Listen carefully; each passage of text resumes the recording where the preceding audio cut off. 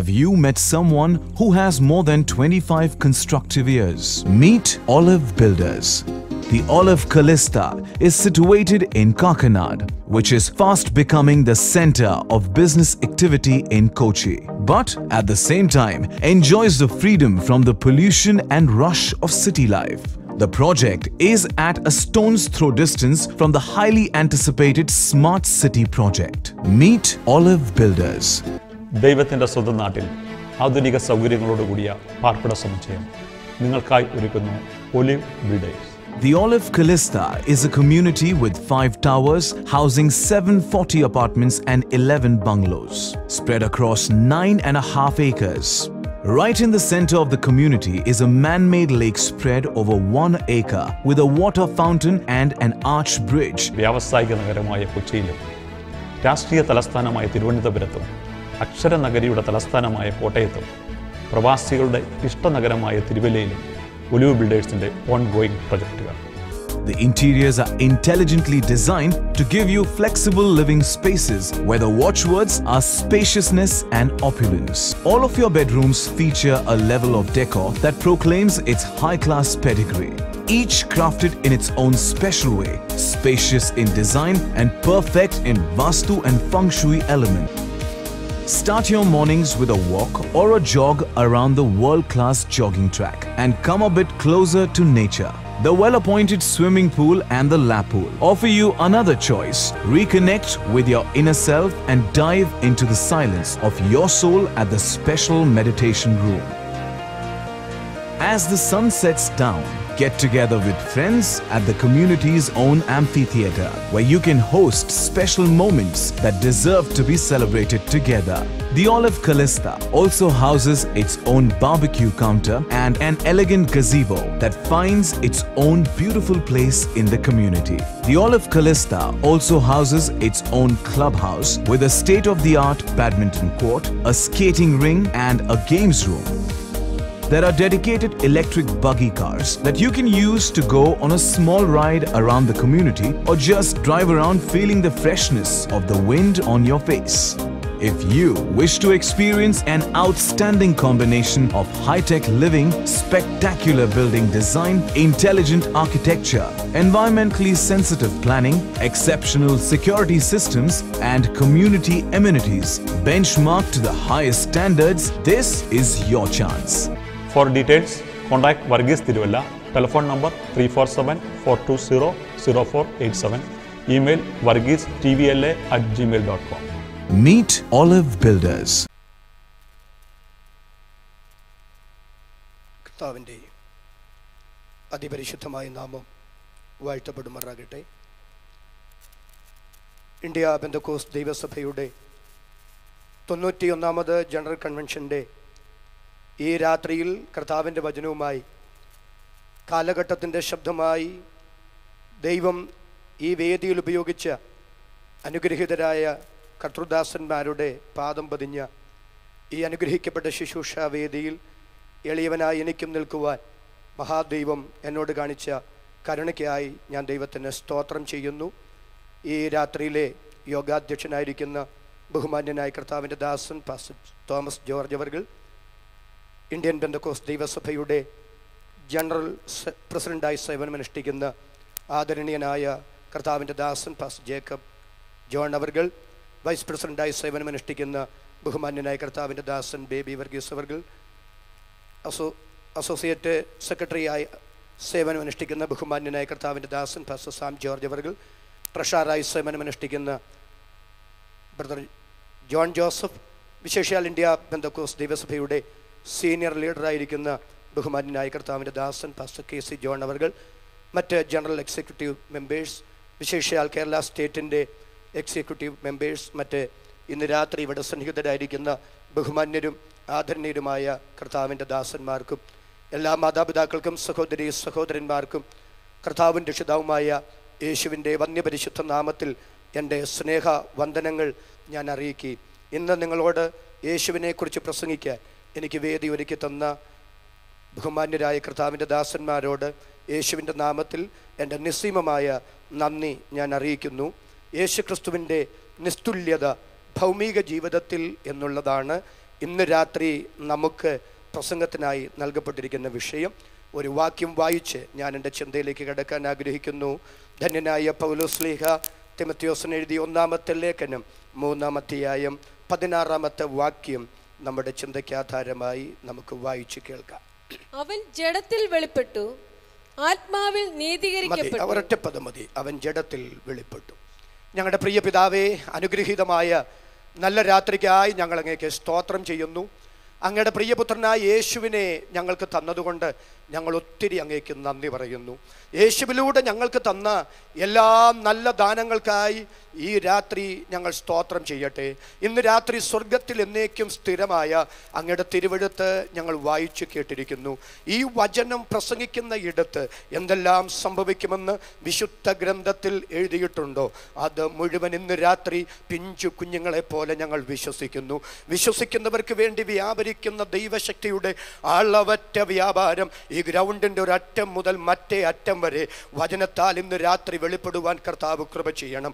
പ്രാർത്ഥന കേട്ടതുകൊണ്ട് നന്ദി, യേശുവിൻ നാമത്തിൽ തന്നെ ആമേൻ. നമ്മുടെ കരങ്ങൾ ഉയർത്തി നന്ദിയോടെ കർത്താവിന് സ്തോത്രം ചെയ്യാമോ? യേശുക്രിസ്തുവിൻ്റെ നിസ്തുല്യത ഭൗതിക ജീവിതത്തിൽ എന്ന വിഷയത്തോടനുബന്ധിച്ച് ഇന്ന് രാത്രി ഞാൻ വായിച്ച കുറിവാക്യം യേശുക്രിസ്തു ജഡത്തിൽ വെളിപ്പെട്ടു.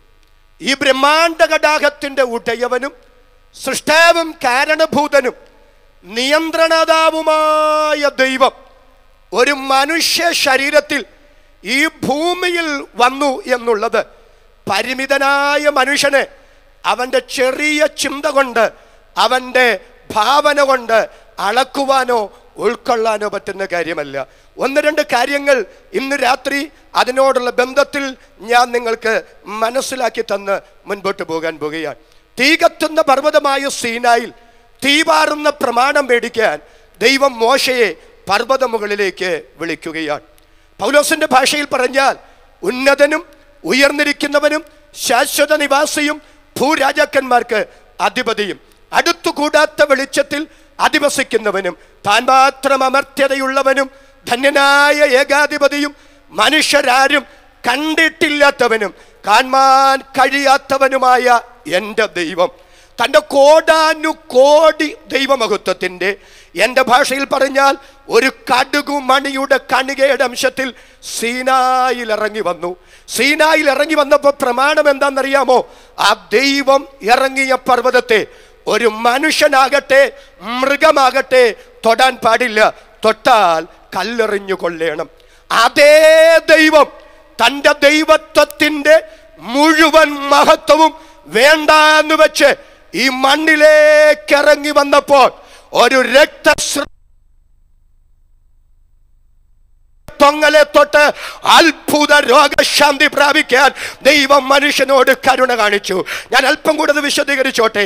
ഇതേ ദൈവം തൻ്റെ കോടാനുകോടി ദൈവമഹത്വത്തിൻ്റെ ഒരു ചെറിയ കടുകുമണിയുടെ കണികയുടെ അംശത്തിൽ സീനായിൽ ഇറങ്ങി വന്നപ്പോ ആ ദൈവത്തെ അല്ല, ആ ദൈവം ഇറങ്ങിയ പർവ്വതത്തെ പോലും ഒരു മനുഷ്യന് തൊടാൻ അനുവാദം ഉണ്ടായിരുന്നില്ലെങ്കിൽ അതേ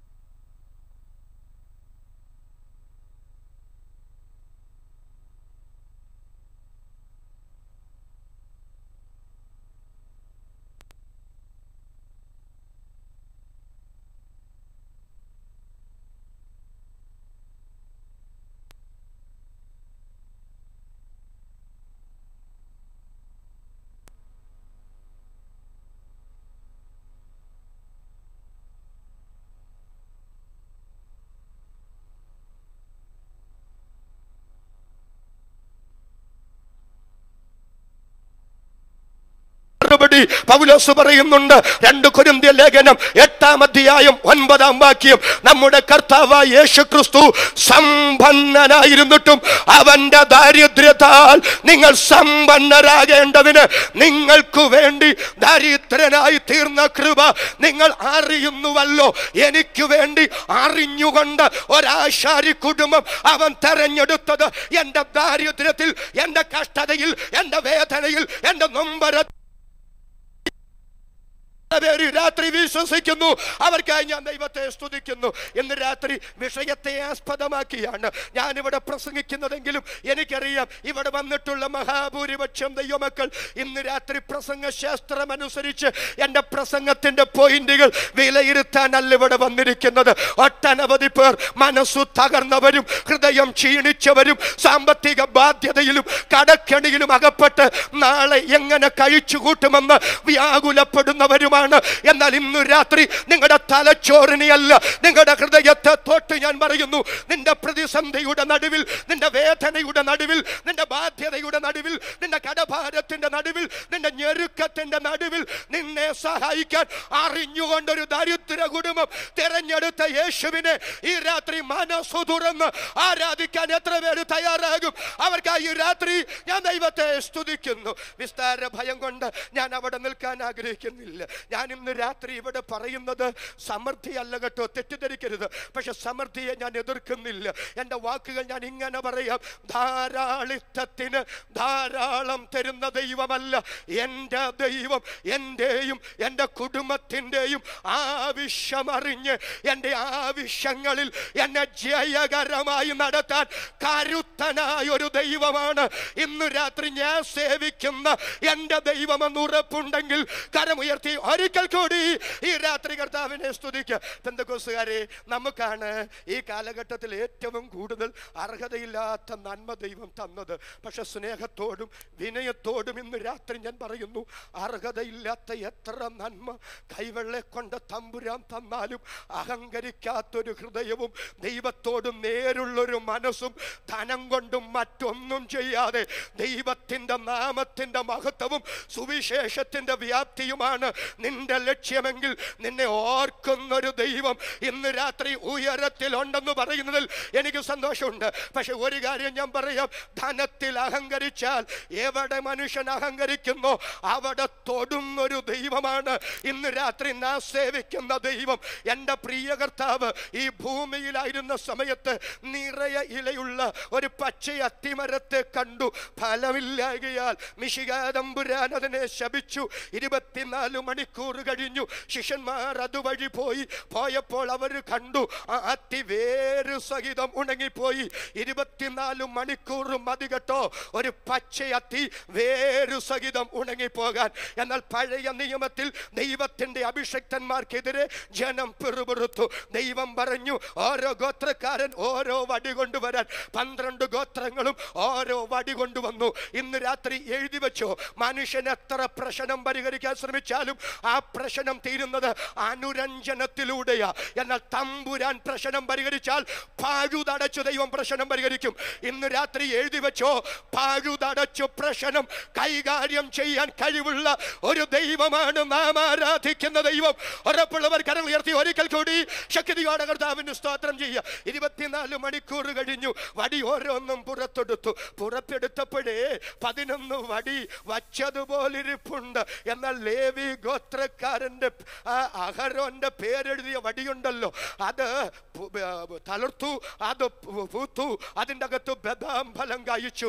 24 മണിക്കൂർ കൊണ്ട് ഒരു പച്ച അത്തിയെ വേരു സഹിതം ഉണക്കിക്കാനും 24 മണിക്കൂർ കൊണ്ട് ഒരു വെറും വടിയെ തളിർപ്പിക്കാനും അതിൽ പൂവിടിപ്പിക്കാനും അതിൽ ബദാം ഫലം കായ്പിക്കാനും എൻ്റെ ദൈവത്തെ കൊണ്ട് കഴിയുമെങ്കിൽ നിശ്ചയമില്ലാത്ത ധനത്തിലല്ല, നിനക്ക് സകലവും ധാരാളം അനുഭവിപ്പാൻ അവസരം തരുന്ന ദൈവത്തിൽ ആശ്രയിക്കുവാനും ആ ദൈവത്തിന് സ്തോത്രം ചെയ്യാനും ഇന്ന് രാത്രി മറക്കല്ലേ. എത്ര പേർ വിശ്വസിക്കുന്നു? അവർക്കായി ഞാൻ ദൈവത്തെ സ്തുതിക്കുന്നു. എൻ്റെ യേശു അറിഞ്ഞുകൊണ്ടൊരു ദരിദ്ര കുടുംബം തിരഞ്ഞെടുത്തു. 2-3 കാര്യങ്ങൾ പെട്ടെന്ന് ഞാൻ പറഞ്ഞു പൊക്കോട്ടെ. രണ്ടാമത്തേത്, എൻ്റെ യേശുവിൻ്റെ ആ ജനനത്തിൽ കർത്താവ് കിടക്കുന്ന രംഗം നിങ്ങൾ ഓർത്തു നോക്കിക്കേ. കാലിത്തൊഴുത്തിൽ അവനെ വഴിയമ്പലത്തിൽ സ്ഥലമില്ലായകയാൽ കിടത്തിയെന്ന്. വഴിയമ്പലത്തിൽ സ്ഥലമില്ലായകയാൽ കാലിത്തൊഴുത്തിൽ കിടത്തിയെന്ന് പറയുമ്പോൾ നിവർത്തികേട് കൊണ്ടാണെന്ന് ചിന്തിക്കാൻ സാധ്യതയുണ്ട്. നിവർത്തികേട് കൊണ്ടല്ല കേട്ടോ. എൻ്റെ യേശു ഉദരത്തിൽ ഉരുവാകാൻ പോകുന്ന വിവരം ഗബ്രിയേൽ ദൂതന മറിയോട് പറഞ്ഞത്. അതേ ദൂതനാണ് സംശയ നിവാരണത്തിന് യോസേപ്പിന്റെ അടുക്കൽ വന്നത്. യേശു പിറന്നു വീണ ശേഷം ഇടയന്മാരോട് സദ്വർത്തമാനം അറിയിക്കാൻ വന്നത് ദൂതനാണ്. ദൂതൻ പാടാൻ തുടങ്ങിയപ്പോൾ കൂട്ടത്തിൽ പാടാൻ ദൂതന്മാര് വേറെയും എത്തി. എന്നാൽ ഇന്ന് രാത്രി ഞാൻ ചോദിച്ചോട്ടെ, നിറഗർഭിണിയായി യോസേപ്പും മറിയും ആ വഴിയമ്പലത്തിന് സമീപത്ത് നിൽക്കുമ്പോൾ ആ വഴിയമ്പലത്തിൻ്റെ അകത്ത് കിടക്കുന്ന ഏതെങ്കിലും ഒരു വീട്ടുകാരുടെ അടുക്കൽ ചെന്നിട്ട്, ഏതെങ്കിലും മുറിക്കകത്ത് കിടക്കുന്ന ഏതെങ്കിലും ഒരു വീട്ടുകാരുടെ അടുക്കൽ ചെന്നിട്ട് നിങ്ങൾ നോക്കിക്കേ, ആ നിറഗർഭിണിയായ സ്ത്രീയെ കണ്ടോ? അവളുടെ പേര് മറിയ. അവളുടെ ഉദരത്തിൽ ഉരുവായിരിക്കുന്നത് എൻ്റെ പുത്രനാ, അവന് പിറന്നു വീഴാൻ ഈ മുറി ഒന്ന് കാലിയാക്കി കൊടുക്കാമോ എന്ന് ദൈവം ഒരു ദൂതനെ വിട്ട് പറയിച്ചിരുന്നെങ്കിൽ എൻ്റെ ചിന്ത ആ വഴിയമ്പലത്തിൻ്റെ ഒരു മുറിയല്ല, ആ വഴിയമ്പലം മുഴുവൻ എൻ്റെ രക്ഷിതാവിന് പിറന്നു വീഴാൻ അവർ കാലിയാക്കി കൊടുക്കുമായിരുന്നു. പക്ഷേ ആ വഴിയമ്പലത്തിൻ്റെ അകത്ത് ഒരു മുറിക്കകത്ത് എൻ്റെ രക്ഷിതാവ് പിറന്നു വീഴാൻ സ്വർഗം ഇടപെട്ടില്ല. പ്രത്യുത അവനെ ഒരു കാലിത്തൊഴുത്തിൽ കിടത്താനാ എൻ്റെ ദൈവത്തിന് ഇഷ്ടം തോന്നിയത്. ഇന്ന് രാത്രി എഴുതി വെച്ചോ, പരിശുദ്ധാത്മാവ് ഒരു ദൂതനോട് പറയുന്നു, ചില വിഷയങ്ങളിൽ അടിയന്തരമായി ദൈവം ഇടപെട്ടാലേ തമ്പുരാനെ ഈ വിഷയത്തിനൊരു പരിഹാരമുള്ളൂ എന്ന് നീ പ്രതീക്ഷിച്ച ചില വിഷയങ്ങൾക്കും ദൈവം ഇടപെടാതെ ദൈവം മൗനമായിരുന്നത് നിമിത്തം ഇന്ന് രാത്രി നിരാശപ്പെടുന്നവരുണ്ടെങ്കിൽ ഞാനല്ല, പരിശുദ്ധാത്മാവ് ഈ രാത്രി ഇടപെടുന്നു. ദൈവം അപ്പോൾ അവിടെ ഇടപെടാഞ്ഞതിന്റെ പിന്നിൽ തിന്മയ്ക്കല്ല നന്മയ്ക്ക് ദൈവത്തിനൊരു പദ്ധതിയുണ്ട്. അത് നിന്റെ കണ്ണിന് മുമ്പിൽ തെളിയിക്കപ്പെടുമെന്ന് ഈ രാത്രി ആത്മാവ് ദൂത് പറയുന്നു. ഉറപ്പുള്ളവരുണ്ടെങ്കിൽ കരമുയർത്തി ഒരിക്കൽ കൂടി ശക്തിയോടെ കർത്താവിനെ സ്തുതിക്കുക. എന്തോ പരിശുദ്ധാത്മാവ് ഇന്ന് രാത്രി ഒരു ദൂതനോട് ശക്തമായി പറയുന്നു. നിങ്ങൾക്കറിയാമോ, യാക്കോബിന്റെ ഹൃദയമായിരുന്നു യോസേപ്പ്.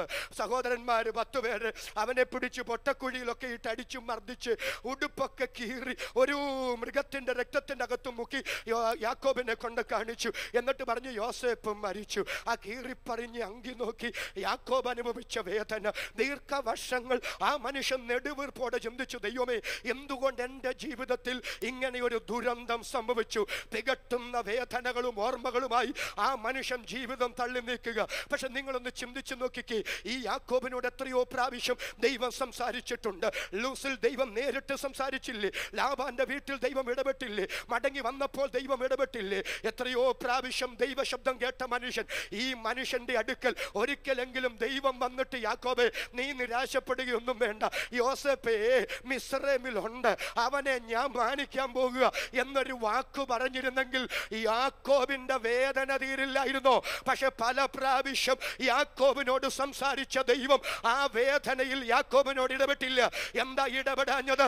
യോസേപ്പ് എവിടെയുണ്ടെന്ന് യാക്കോബിനോട് ദൈവം പറഞ്ഞാൽ യാക്കോബ് അവിടെ പോയി മോനെ ഇങ്ങോട്ട് കൊണ്ടുവരും. മോനെ ഇങ്ങോട്ട് കൊണ്ടുവന്നാൽ തമ്പുരാന്റെ നിത്യപദ്ധതി നടക്കില്ല. ഇന്ന് രാത്രി എഴുതി വെച്ചോ, നീ തകർന്ന ചില വിഷയങ്ങളിൽ എന്തുകൊണ്ട് ദൈവം ഇടപെട്ടില്ലെന്ന് നീ ചോദിക്കുന്ന ചില വിഷയങ്ങളിൽ തമ്പുരാൻ മൗനമായിരുന്നതിന്റെ പിന്നിൽ തിന്മയ്ക്കല്ല നന്മയ്ക്ക് ദൈവത്തിനൊരു പദ്ധതിയുണ്ടെന്ന് നിന്റെ കണ്ണിന് മുമ്പിൽ തെളിയിക്കപ്പെടുമെന്ന് ഇന്ന് രാത്രി ഉറച്ചു വിശ്വസിക്കുന്നവർ കരമുയർത്തി ഒരിക്കൽ കൂടി ശക്തിയോടെ കർത്താവിന് സ്തോത്രം ചെയ്യുക. ഈ രാത്രി പരിശുദ്ധയാത്മാവ് ശക്തമായി ഇടപെടുക. അടുത്തൊരു പോയിന്റ് ഞാൻ അങ്ങനെ വിട്ടിട്ട് അവസാനത്തെ ചിന്തയിലേക്ക് വരിക. സമയം വളരെ ശീഘ്രഗതിയിൽ പോകുന്നത് കൊണ്ട് എൻ്റെ യേശുവിൻ്റെ ജീവിതം നിങ്ങളൊന്ന് എടുത്ത് പരിശോധിച്ച് ശ്രദ്ധിച്ചേ സഹോദരങ്ങളെ, യേശുവിൻ്റെ ശിഷ്യന്മാർ വെറും മനുഷ്യര്. അവര് ദീർഘദൂര യാത്രകൾ, ഉറക്കളപ്പ്, പട്ടിണി, പൈതാഹം ഇതൊക്കെ ആകുമ്പോൾ മാനുഷികമായിട്ട് അങ്ങ് ക്ഷീണിക്കും. ക്ഷീണിതരായ ശിഷ്യഗണങ്ങളെ കൂട്ടിക്കൊണ്ട് അവരുടെ വിശ്രമത്തിന് വേണ്ടി എൻ്റെ രക്ഷിതാവ് ഏകാന്ത സ്ഥലങ്ങളിലേക്ക് പോകുമായിരുന്നു. പക്ഷേ ആവശ്യക്കാരായ പുരുഷാരം യേശുവിനെയും ശിഷ്യന്മാരെയും അന്വേഷിച്ച് ആ ഏകാന്ത സ്ഥലങ്ങളിൽ ചെന്നപ്പോൾ ആ ഇടയനില്ലാത്ത ആടുകളെ പോലെ ചിന്നിയവരും ചിതറിയവരുമായി പുരുഷാരത്തെ കണ്ടിട്ട് തൻ്റെ വാത്സല്യം നിധികളായ ശിഷ്യഗണങ്ങളുടെ ക്ഷീണത്തെ പോലും അവഗണിച്ച് അവരോട് ദിനരാത്രങ്ങൾ സുവിശേഷം പ്രസംഗിച്ച് അവരുടെ രോഗികളെ സൗഖ്യമാക്കി, ഭൂതങ്ങളെ പുറത്താക്കി, ഭക്തന്മാരിൽ നിന്ന് മറച്ചു വെക്കാൻ ഒന്നുമില്ലാതെ ഭക്തന്മാരുടെ നടുവിൽ ജീവിച്ചൊരു രക്ഷിതാവാണ് ഈ രാത്രി നാം സേവിക്കുന്ന നമ്മുടെ ദൈവമെന്ന് ഉറപ്പുണ്ടെങ്കിൽ ഉച്ചത്തിൽ ഈ രാത്രി കർത്താവിനെ സ്തുതിക്കുക. എന്തിനേറെ പറയുന്നു, ഭക്തന്മാരിൽ നിന്നും മാത്രമല്ലല്ലോ, ശത്രുക്കളിൽ നിന്ന് പോലും എൻ്റെ രക്ഷിതാവിന് മറച്ചു വെക്കാൻ ഒന്നും ഉണ്ടായിരുന്നില്ല. അതുകൊണ്ടല്ലേ തൻ്റെ പുറകെ തെറ്റിൻ്റെ ലാഞ്ചനയുണ്ടെങ്കിൽ കണ്ടുപിടിക്കാൻ നടന്ന ശത്രുക്കളുടെ നെഞ്ചിനു നേരെ നസ്രായൻ വിരൽ ചൂണ്ടി ചോദിച്ചു, ആർ എൻ്റെ പാപത്തെ കുറിച്ച്, നിങ്ങളിൽ ആർ എൻ്റെ പാപത്തെ കുറിച്ച് എനിക്ക് ബോധം വരുത്തും? ഇന്ന് രാത്രി ഇവിടെ ഇരിക്കുന്ന അഭിഷക്തന്മാർക്കും ദൈവമക്കൾക്കും അഭിമാനത്തോടെ പറയാൻ കഴിയും, ഭക്തന്മാരിൽ നിന്നും മാത്രമല്ല ശത്രുക്കളിൽ നിന്നുപോലും മറച്ചു വെക്കാൻ ഒന്നുമില്ലാതെ ഒരു തുറന്ന പുസ്തകം പോലെ ഈ മണ്ണിൽ ജീവിച്ച എൻ്റെ രക്ഷിതാവിൻ്റെ സന്ദേശത്തിന്റെ വക്താവായി നിൽക്കാൻ, ആ യേശുവിൻ്റെ പവിത്ര നാമം എൻ്റെ ആധരത്തിലെടുക്കാൻ എനിക്ക് കൃപ തന്ന ദൈവമേ, അങ്ങേക്ക് നന്ദി എന്ന് പറയാൻ എത്ര പേർ ഈ രാത്രി തയ്യാറാകും? അവർക്കായി ഈ രാത്രി ഞാൻ ദൈവത്തെ സ്തുതിക്കുന്നു. അടുത്തൊരു പ്രധാന ചിന്ത കൂടി പരിമിതമായ സമയം കൊണ്ട് പറഞ്ഞ് ഞാൻ അവസാനിപ്പിക്കട്ടെ. എന്തിനേശു ജഡത്തിൽ ഇവിടെ വെളിപ്പെട്ടു? സഹോദരങ്ങളെ, ഒന്ന്, യേശുവിൻ്റെ ജഡത്തിലെ വെളിപ്പാട് ദൈവ കരുണയുടെ പ്രദർശനം. രണ്ടാമത്തെ പ്രദർശനം ദൈവ സ്നേഹത്തിൻ്റെ പ്രദർശനമാണ്. എന്നാണ് ഏദനിലെ പാപം. ഏദനിലെ പാപം മൂന്നാണ്. ആ മൂന്ന് പാപങ്ങളിലേക്ക് കടക്കുന്നില്ല. ഒന്നാമത്തെ പാപം ഇതാണ്, മനുഷ്യൻ ദൈവ സ്നേഹത്തെ സംശയിച്ചു. ശ്രദ്ധിക്കുക, ഹവ്വായോട് പിശാചി എന്ന് ചോദിക്കുന്നു, ഈ വൃക്ഷത്തിന്റെ ഫലം തിന്നരുതെന്ന് വാസ്തവമായി ദൈവം കൽപ്പിച്ചിട്ടുണ്ടോ? അവൾ പറയുന്ന മറുപടി, തൊടുക പോലും ചെയ്യരുതെന്ന് ദൈവം പറഞ്ഞിട്ടുണ്ട്. അത് അവൾ നുണ പറഞ്ഞു എന്നാണ് പറയുന്നത്. ഞാനതിനെ എതിർക്കുന്നില്ല. പക്ഷെ അതിനൊരു മറുവശമുണ്ട്. എന്താണ് ആ മറുവശം? ഇത് തൊടരുതെന്ന് പോലും ദൈവം കൽപ്പിച്ചിട്ടുണ്ടെന്ന് പറയുമ്പോൾ സത്യസന്ധമായി പരമാർത്ഥമായി അവൾ ആ കൽപ്പന പാലിക്കാൻ ആഗ്രഹിച്ചിരുന്നു എന്നൊരർത്ഥം കൂടി അവിടെ ഇല്ലേ? അവൾ ആത്മാർത്ഥമായി ആഗ്രഹിച്ചിട്ടും ആ പാപക്കനി പറിച്ചു തിന്നാൻ അവൾക്ക് എങ്ങനെ ഇടവന്നു? അവിടെയാണ് നമ്മുടെ ചിന്തയുടെ പ്രസക്തി. പിശാച് അവളോട് ചോദിക്കുന്നു, എന്തിനാ ഇത് തിന്നരുതെന്ന് ദൈവം പറഞ്ഞെന്നറിയാമോ? ഇത് തിന്നാൽ നിങ്ങൾ ദൈവത്തെ പോലാകും. അപ്പോഴാ ഹവ്വ ചിന്തിക്കുന്നത്, അത് പറ ഇത് തിന്നരുതെന്ന് പറഞ്ഞപ്പോൾ മുതൽ ഞാൻ ആലോചിക്കുന്നത്, എന്താ തിന്നരുതെന്ന് പറഞ്ഞത്? ഇപ്പോഴാ എനിക്ക് മനസ്സിലായത്, ദൈവം സ്നേഹവാനൊക്കെ ആണെങ്കിലും ഞങ്ങളിത് തിന്നാൽ ഞങ്ങൾ ദൈവത്തെ പോലാകും. ഞങ്ങൾ ദൈവത്തെ പോലാകുന്നത് ദൈവത്തിന് ഇഷ്ടമില്ല. അങ്ങനെയാണെങ്കിൽ ഏദനിലെ ഒന്നാമത്തെ പാപം, മനുഷ്യൻ ദൈവസ്നേഹത്തെ സംശയിച്ചു. ദൈവസ്നേഹത്തെ സംശയിച്ച് പർദീസ നഷ്ടപ്പെട്ട്, തേജസ് നഷ്ടപ്പെട്ട്, ദൈവവുമായുള്ള സ്നേഹ കൂട്ടായ്മ ബന്ധം നഷ്ടപ്പെട്ട് തന്നിൽ നിന്ന് അകന്നു പോയ മനുഷ്യനോട്, മനുഷ്യ നീ എൻ്റെ സ്നേഹത്തെ സംശയിച്ച, നിന്റെ അവകാശങ്ങൾ മുഴുവൻ നഷ്ടപ്പെട്ടതെങ്കിൽ ഇതേ ചരിത്രത്തിൽ ഒന്നുകൂടെ ഞാൻ നിന്നെ സ്നേഹിക്കുന്നു എന്ന് ഞാൻ തെളിയിച്ചു തരികയാണ്. ഏതാ ആ വ്യക്തമാക്കൽ? ഇന്ന് രാത്രി നിങ്ങൾ അതിനെ ദൈവശാസ്ത്രമായി എടുക്കരുത്. എൻ്റെ ദൈവം തൻ്റെ ഹൃദയം പറിച്ചെടുത്ത് ക്രൂശിൽ വച്ചിട്ട് മനുഷ്യനോട് പറഞ്ഞു, നീ എൻ്റെ സ്നേഹത്തെ സംശയിച്ചാണ് എന്നിൽ നിന്ന് അകന്നു പോയതെങ്കിൽ അടുത്തുവ, ഞാൻ നിന്നെ സ്നേഹിക്കുന്നു എന്ന് ഒരിക്കൽ കൂടെ വെളിപ്പെടുത്തുന്നു. അതാണ് ക്രൂശിൽ നമുക്ക് വേണ്ടി തകർക്കപ്പെട്ട യേശു എന്ന് വിശ്വസിക്കുന്ന എത്ര പേരുണ്ട്? അവർ കരമുയർത്തി ഒരിക്കൽ കൂടി ശക്തിയോടെ കർത്താവിനെ സ്തുതിക്കുക. എൻ്റെ സ്നേഹത്തെ സംശയിച്ചു പോയ മനുഷ്യ, ഞാൻ നിന്നെ സ്നേഹിക്കുന്നു എന്ന് ഒന്ന് തെളിയിക്കാൻ പോവുക. എങ്ങനെ തെളിയിക്കാൻ പോകുന്നത്? നീ എന്നെ പോലാകുന്നത് നിനക്ക് ഇഷ്ടമില്ലെന്നല്ല നീ പറഞ്ഞത്. പക്ഷെ ഞാനൊരു കാര്യം ചെയ്യാൻ പോവുക. എന്താ ചെയ്യാൻ പോകുന്നത്? ഞാൻ നിന്നെ പോലാകാൻ പോവുക. എത്ര പേർക്ക് ഞാൻ പറയുന്നത് മനസ്സിലാകുന്നുണ്ട്? നീ എന്നെ പോലാകുന്നത് എനിക്കിഷ്ടമില്ലെന്ന് ചിന്തിച്ചല്ലേ നീ എന്നിൽ നിന്നകന്നു പോയത്. പക്ഷെ ഞാൻ നിനക്ക് തെളിയിക്കാൻ പോകുന്നു. നിന്നോടുള്ള എൻ്റെ സ്നേഹം ഞാൻ വെളിപ്പെടുത്താൻ പോകുന്നു. ഞാൻ നിന്നെ പോലെ ബലഹീന ശരീരത്തിൽ പാപമൊഴികെ സകലത്തിലും നിനക്ക് തുല്യനായി പരീക്ഷിക്കപ്പെടാൻ നിന്റെ അടുക്കലേക്ക് വരികയാ. ഇന്ന് രാത്രി ഞാൻ പറയാം, എനിക്ക് വേണ്ടി ജഡത്തിൽ വെളിപ്പെട്ട എൻ്റെ യേശു എന്നോടുള്ള ദൈവ സ്നേഹത്തിന്റെ അനർഗളമായ വെളിപ്പാടാണെന്ന് ഈ രാത്രി കൃപ പ്രാപിച്ച എത്ര ദൈവമക്കൾ വിശ്വസിക്കുന്നു? അവർ കരമുയർത്തി ഒരിക്കൽ കൂടി ശക്തിയോടെ കർത്താവിനെ സ്തുതിക്കുക. ഒരു മിനിറ്റ് കൂടി അടുത്തൊരു പദം പറയാൻ നിങ്ങൾക്ക് അവസരം വരണം കേട്ടോ. നമ്മളെ സ്നേഹിക്കുക മാത്രമല്ല സഹോദരങ്ങളെ, യേശു നമ്മെ രക്ഷിക്കുക മാത്രമല്ല, അവൻ ഒരു ജഡ ശരീരത്തിൽ ഈ മണ്ണിൽ വന്നതുകൊണ്ട് നമുക്ക് എന്താ ഗുണം കേട്ടുകൊള്ളുക. നമ്മിൽ വെളിപ്പെടുവാനുള്ള തേജസ് വിചാരിച്ചാൽ ഈ കാലത്തിലെ കഷ്ടങ്ങൾ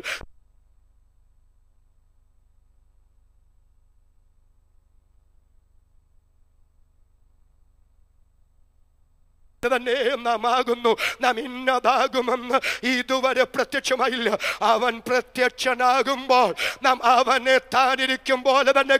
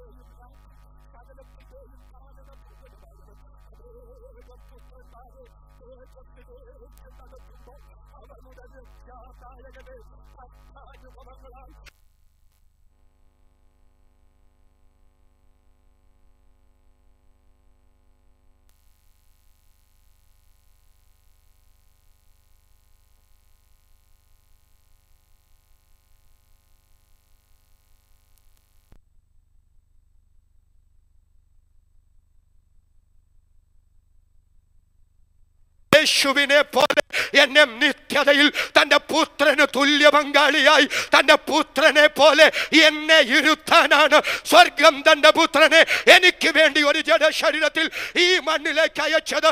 ഇന്ന് രാത്രി ആ ദൈവ കൃപയോർത്ത് ദൈവ സ്നേഹമോർത്ത് കരമുയർത്തി സ്തോത്രം പറയാൻ എത്ര പേര് തയ്യാറാകും? ഒരു മിനിറ്റ് എല്ലാ കരങ്ങളും അടിച്ച് ഈ രാത്രി ദൈവത്തെ ഒന്ന് ആരാധിക്കാമോ?